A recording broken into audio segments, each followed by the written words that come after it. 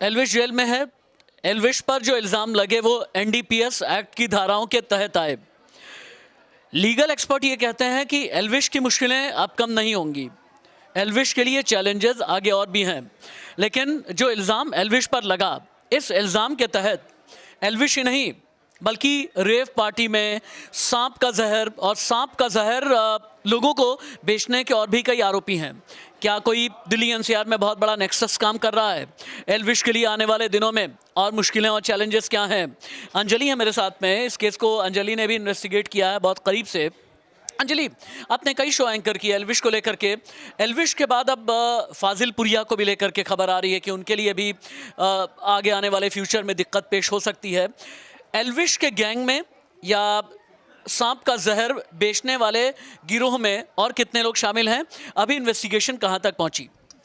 देखिए, ये तो साफ है कि जितने भी लोग शामिल होंगे, जो अभी पर्दे के पीछे हैं, सामने आने बाकी है, उनकी रातों की नींद उड़ी हुई होगी इस वक्त यकीनन ज़रूर, क्योंकि एल्विश यादव अब सलाखों के पीछे है, पुलिस की गिरफ्त में है। और एक बड़ा गैंग है एल्विश यादव के साथ, जो कि सांपों के जहर का ना सिर्फ सेवन करते थे बल्कि व्यापार करते थे। एनडीपीएस एक्ट के तहत कार्रवाई की गई है। एनडीपीएस एक्ट के तहत 1 साल से लेकर 20 साल तक की सज़ा हो सकती है अगर आपने सिर्फ सेवन किया हो।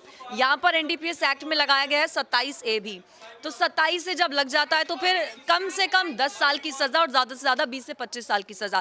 क्योंकि यहाँ पर एल्विश यादव पर आरोप सिर्फ सेवन करने का नहीं है बल्कि व्यापार करने का भी है। एल्विश यादव का बताया जा रहा है कि उसकी ओर से, उसकी तरफ से कई लोगों में ये जो सांपों का जहर है वो सप्लाई किया गया था। सिर्फ सेवन नहीं किया था उसने पार्टी में, बल्कि लोगों को दिया था, लोगों तक पहुंचाया था। ऐसे में ये तो साफ है कि एल्विश यादव की मुश्किलें बढ़ने वाली हैं। फाजिल पुरिया का जिक्र आपने किया, एक बहुत मशहूर सिंगर है फाजिल पुरिया, जिनके कई गाने आपने भी यकीनन सुने होंगे, उन पर कई बार आप नाचे होंगे, थिरके होंगे। लेकिन अब फाजिल पुरिया का भी वही हाल होने वाला है जो कि एल्विश यादव का हुआ है। और एक लंबी फेहरिस्त हो सकती है मुझे लगता है ऐसे लोगों की जो कि उस पार्टी में शामिल थे। मुझे एक बहुत आसान शब्दों में ये समझना है आकांक्षा के जरिए। आकांक्षा, क्योंकि सांप के जहर की हम बात कर रहे हैं ना, ये नशीले पदार्थ के तौर पर सांप के जहर का इस्तेमाल करना क्या होता है? ये क्या सांप से डसवाते हैं या जहर कहीं लिक्विड फॉर्म में मिला करके पिलाते हैं? ये क्या होता क्या है ये? मुझे ज़्यादा जानकारी तो नहीं है, लेकिन एक मोटा माटी जानकारी है, वो ये है कि जो ये रेव पार्टीज़ होती हैं जिसमें सांप का जहर जो है, जिससे लोग नशा करते हैं, सांप की जो आपके बेसिकली वेनम ग्लैंड्स होते हैं, यानी कि ग्रंथियाँ होती हैं जिनके अंदर जहर होता है, उसको निकाल दिया जाता है। तो जब एल्विश के खिलाफ जब इन्वेस्टिगेशन हुई तो क्या वो सांप के जो ग्लैंड्स हैं वो गायब पाए गए? इस पर अभी मतलब पूरी तरीके से जानकारी नहीं है, हो सकता है मुझे जानकारी ना हो। बहुत सारे लोग इस केस को फॉलो कर रहे हैं, अभी पब्लिक डोमेन में उतनी डिटेल्स अपने पास नहीं है। लेकिन ऐसा है कि सांप के सप्लायर का ऑडियो वायरल मिला है, कई सारी चीज़ें मिली हैं, ऐसे सबूत मिले हैं जो कि एल्विश के खिलाफ जाते हैं। ठीक है। भारती, एल्विश के बाद अब फाजिल पुरिया पर भी शिकंजा क्यों कसा? सर, जो भी उस रेप पार्टी में शामिल होंगे, मुझे लगता है उन सबकी छानबीन करेगी पुलिस जहाँ तक है, और जो भी उन्हें प्रूफ वगैरह मिलेगी उनके आधार पे उन सबके पास पहुँचा जाएगा जो भी उसमें शामिल थे। एक संदीप भी फाजिल पुरिया वाले केस की जांच कर रहे हैं। संदीप, ये फाजिल पुरिया, एल्विश के बाद ये फाजिल पुरिया का नंबर क्यों आ रहा है?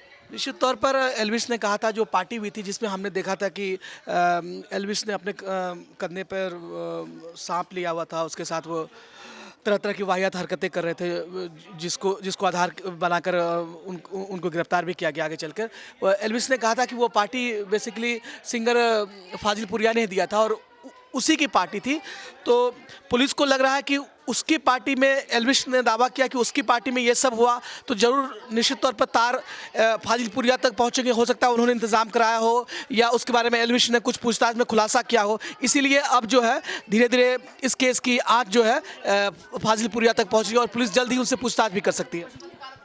आप लिख करके रखिए और मान करके चलिए कि एल्विश यादव के लिए कानूनी शिकंजा कसा है, और सिर्फ एल्विश यादव शायद हो सकता है टिप ऑफ द आइसबर्ग हो। एल्विश यादव के इस नशीले गैंग में, कोबरा कांड वाले गैंग में मुमकिन है कि कुछ और भी नाम सामने आने वाले हैं। हालांकि खबर इस तरह की भी है कि गुरुग्राम पुलिस ट्रांजिट रिमांड मांग सकती है एल्विश यादव की, क्योंकि गुरुग्राम पुलिस को भी कई अलग अलग केसेस में जांच करनी है। ये लड़ाई मारपीट का केस है। याद है ना आपको मैक्सटोन की जब पिटाई की थी एल्विश यादव ने अपने साथियों के साथ मिलकर के, तब भी बहुत ज़्यादा हंगामा हुआ था। एल्विश की कुंडली आगे भी हम खंगालते रहेंगे। नमस्ते।